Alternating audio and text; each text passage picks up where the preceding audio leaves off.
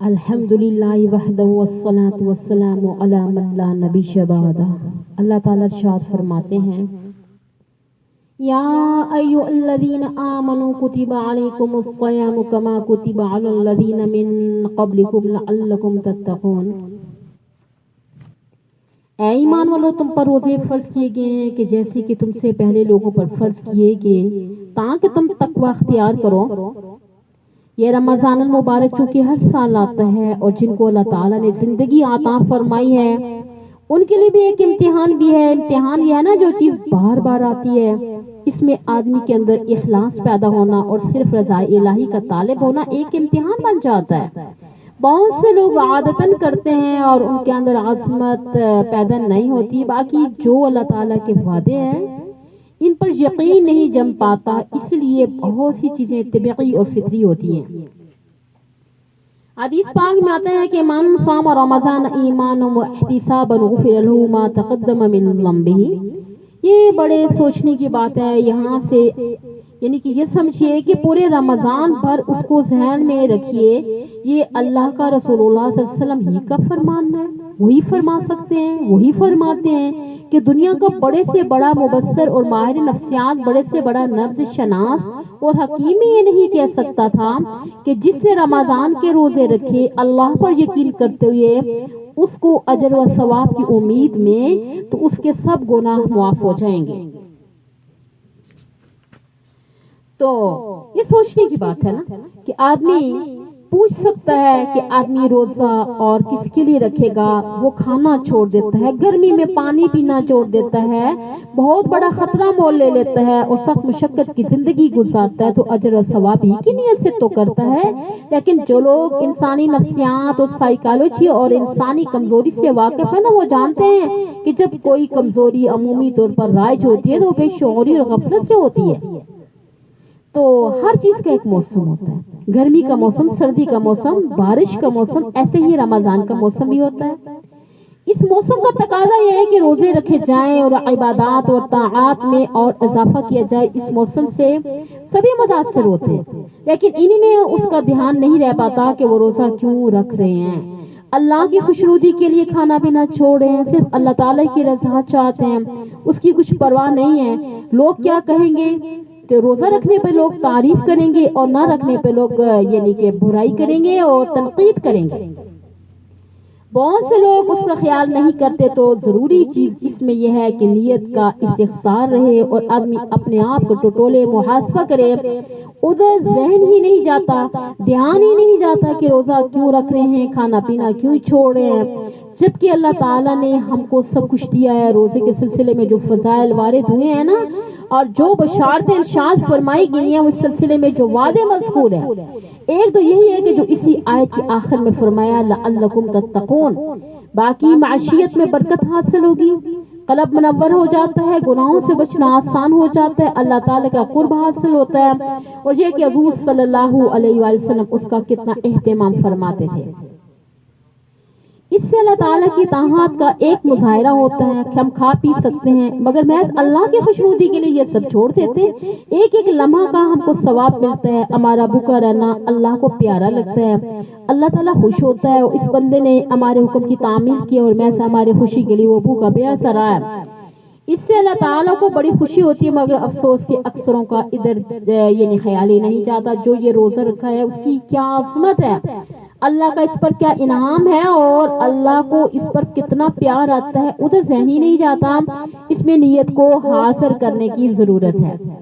تو اس لیے کہ ہر چیز تو اپنے وقت پر ہوتی رہتی ہے، اپنے موقع پر انجام پاتی ہے، سب شریک ہوتے ہیں، یہ ضروری نہیں ہے کہ آدمی کے ذہن میں اس کا اصل مقصد اور نیت بھی ہو۔ ایک ہوا چلتی ہے، موسم ہوتا ہے، جو اپنا اثر چھوڑتا ہے سب اس سے متاثر ہوتے ہیں۔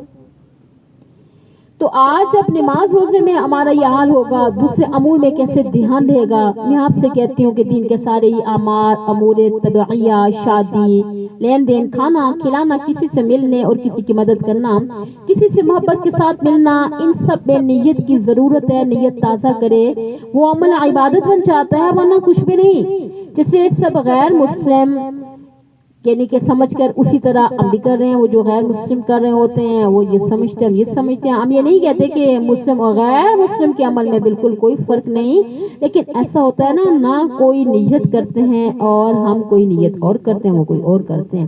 اس وقت امت میں جو بیماری زیادہ پھیلی ہوتی تھی نا وہ بے نیتی ہے، آج بد نیتی کم ہے، بے نیتی زیادہ ہے۔ یہ نتیجہ ہے بے شعوری اور غفلت کا۔ بڑے سے بڑے کام بے نیتی سے کر لیتے ہیں۔ اب تو اس کا بھی تجربہ ہوا، مشاہدہ بھی کہ حج بھی قرب الہی کی نیت سے نہیں کرتے، اس کی عظمت کی وجہ سے نہیں، بلکہ اس میں بھی کچھ یعنی کہ ملتا ملاتا ہے۔ کیا آپ بتا دیجئے کہ شہرت ہوتی ہے نا کہ فلاں نے 10واں حج کیا، فلاں نے 15واں حج کیا، بعض نے اتنا کیا، اظہار ہو جاتا ہے۔ میرا رمضان کے روزے میں اس کے مقابلے میں جو اللہ کے مقبول بندے ہیں ان کا حال یہ ہے کہ ان کا کوئی فعل نیت کے بغیر نہیں ہوتا۔ اب چونکہ یہاں بیٹھے ہوئے ہیں اس کی مناسبت سے عرض کرتی ہوں کہ آپ نے سنا ہوگا کہ حضرت سید احمد شہید کا وہ یہاں پیدا ہوئے، ان کے نام سے مدرسہ ہے بالا کوٹ میں، وہ شہید ہوئے۔ انہوں نے ایک مرتبہ فرمایا تھا نا، جب سے ہوش آیا اور شعور بیدار ہوا اس وقت سے اس وقت تک کوئی روزمرہ کا کام بھی رضا الہی کے بغیر نہیں کیا۔ استنجا کیا یعنی کچھ بھی کیا، میں رضا الہی کو یعنی کہ آگے کرتا ہوں، مقدم کرتا ہوں۔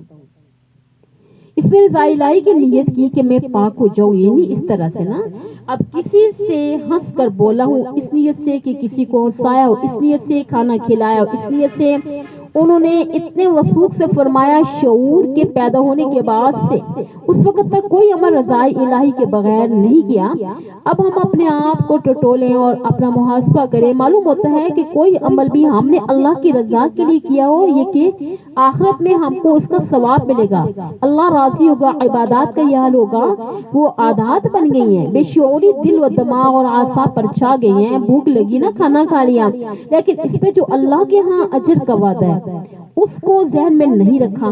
کوئی عمل جو اللہ کا پسندیدہ ہے اس کا شعور نہیں۔ کھانا کھلانے پر بھی اجر و ثواب کی نیت نہیں ہوتی، اس میں بھی ریا اور شہرت طلبی ہوتی ہے، اور ریا اور شہرت طلبی بہت بری چیز ہوتی ہے۔